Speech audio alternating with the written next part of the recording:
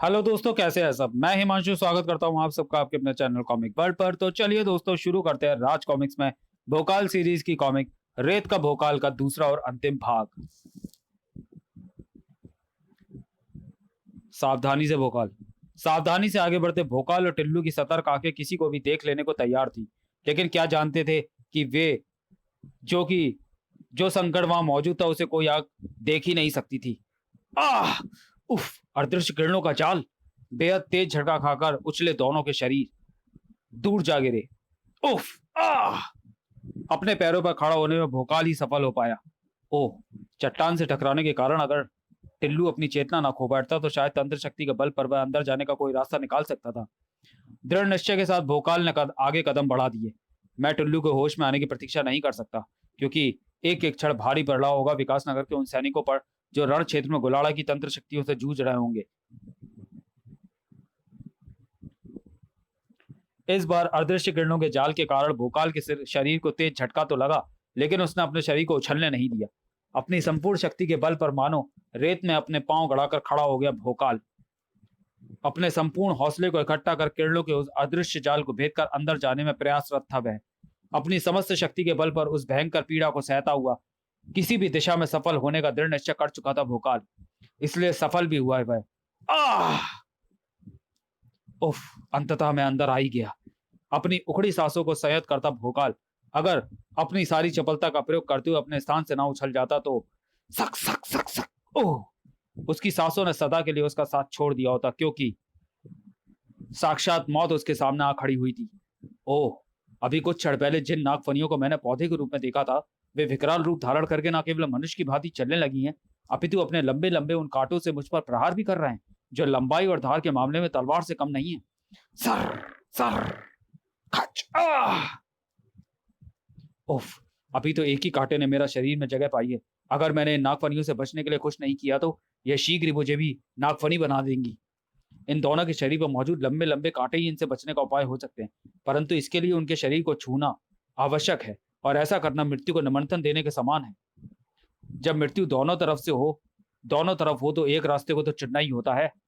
नागफनी के पीछे पहुंचने के साथ ही भोकाल ने अपनी असाधारण फुर्ती और सूझबूझ का एक और नमूना दिखाया। खच खच! एक क्षण बाद ही दोनों नागफनियां एक दूसरे से उलझी रेत पर पड़ी थी और भोकाल आगे बढ़ गया था। शीघ्र ही भोकाल को नजर आया वह दृश्य। मेरे विचार से यही वह स्थान होना चाहिए जहां से राजा गुलाड़ा तंत्र शक्तियां प्राप्त करता है, परंतु यहां उसे शक्ति देने वाला स्रोत है कौन सा? अगले ही क्षण भोकाल को दिखाई दिया वह शक्ति स्रोत। ओह! तो वह शैतान मूर्ति ही शक्ति स्रोत है, जो अपनी आंखों से घातक किरणें छोड़कर मुझे समाप्त करना चाहती है। हा हा हा हा हा! यहाँ पहुंचकर कोई मनुष्य जीवित वापस नहीं लौट सकता। तू भी नहीं लौट पाएगा। हा हा हा हा हा! अरे ये क्या?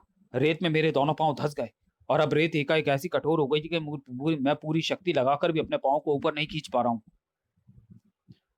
और कभी खींच भी नहीं पाएगा, क्योंकि तू अब सदा के लिए रेत में दफन होने जा रहा है। हा हा हा हा हा! तेरे चारों तरफ से उठती ये रेत अब कुछ ही क्षणों में तेरी समाधि बन जाएगी। हा हा हा हा हा! और मैं इसको रोकने के लिए कुछ नहीं कर सकता, क्योंकि मुझे दफन करने के लिए बढ़ती रेत की यह कैद इतनी मजबूत है कि मेरी पूरी शक्ति से भरा वार भी इसका कुछ नहीं बिगाड़ पाया है।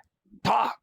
भोकाल के हर प्रयत्न को बेकार करके रेत तेजी से भोकाल को अपने आगोश में लेती जा रही थी, और जब रेत ने भोकाल को मिटाने का निर्णय ले लिया था तो भोकाल को भी यह निर्णय लेना ही पड़ा। महागुरु का नाम लेकर ही मैं इससे बच सकता हूँ, और मैं ये जानता हूँ कि उनका नाम लेते ही मेरा शरीर भी रेत में बदल जाएगा, परंतु मुझे रेत की इस समाधि की बजाय वह अंत स्वीकार है, इसलिए मुझे बोलना ही होगा। और ये क्या हुआ? किसने किया? भड़ाक! मैंने। और मुझे इस बात की प्रसन्नता है कि चेतना में आकर मैं सही समय पर यहाँ पहुंचा।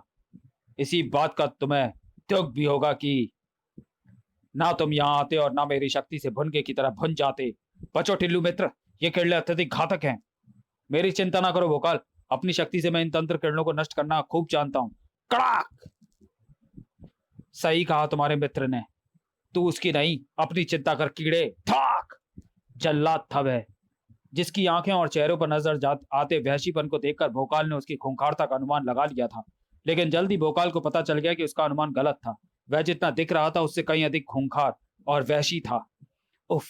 कई हाथियों का बल भरा हुआ है इसमें। मैं इसकी शक्ति का सामना नहीं कर पा रहा हूँ। ठाक हा हा हा हा हा हा हा। अब यह वैश्य अपनी शक्ति से मुझे रेत में दबाकर मार डालेगा। हा हा हा हा हा हा। इधर भोकाल की जान के लाले पड़े हुए थे और इधर तांत्रिक टिल्लू के। ओह, मेरी शक्तियों से अधिक शक्तिशाली है इसकी तंत्र शक्तियां। कुछ ही क्षणों बाद ये मुझ पर भारी पड़ने लगेगा, परंतु जब तक शरीर में प्राण है मुझे इससे हार नहीं माननी। अंतिम सांस तक लड़ने में विश्वास रखता था तांत्रिक टिल्लू और भोकाल। रेत, अब मुझे ये रेत ही बचा सकती है। छप आह! एक झटके से भोकाल ने गरम रेत जल्लाद की रे आंखों पर दे मारी।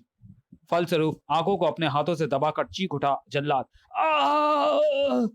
कुछ ही क्षणों में इसका ध्यान अपनी आंखों से हट जाएगा और ये फिर मुझ पर चढ़ दौड़ेगा। इन्हीं कुछ क्षणों में मुझे बहुत कुछ करना है और ये मैं बड़ी आसानी से कर सकता हूँ, क्योंकि वह बलि वेदी के पास असंतुलित से खड़ा है। मुझे मात्र अपनी सारी शक्ति से भरा एक बार करके उसे बलि वेदी पर गिराना है और फिर इस रस्सी को खोल देना है। बाकी सब अपने आप हो जाएगा।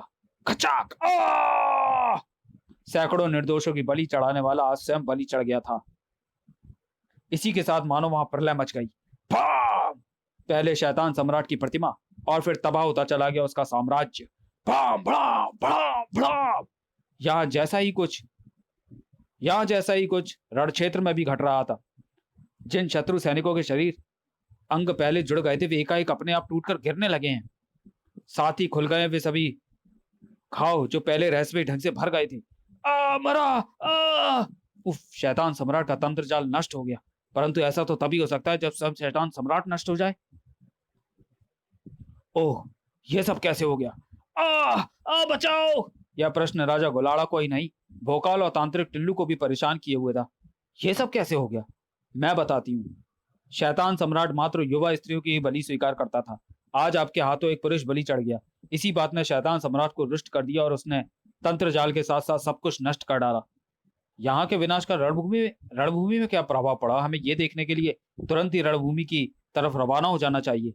रणभूमि अब रणभूमि नहीं रही थी, क्योंकि रण समाप्त हो चुका था, जिसके विजेता निसंदेह विकास नगर के जाबाज सैनिक थे। समाप्त। तो चलिए दोस्तों, वीडियो को यही समाप्त करते हैं और मिलते हैं भोकाल सीरीज की अगली कॉमिक्स शैतान बेटा में। तब तक के लिए धन्यवाद।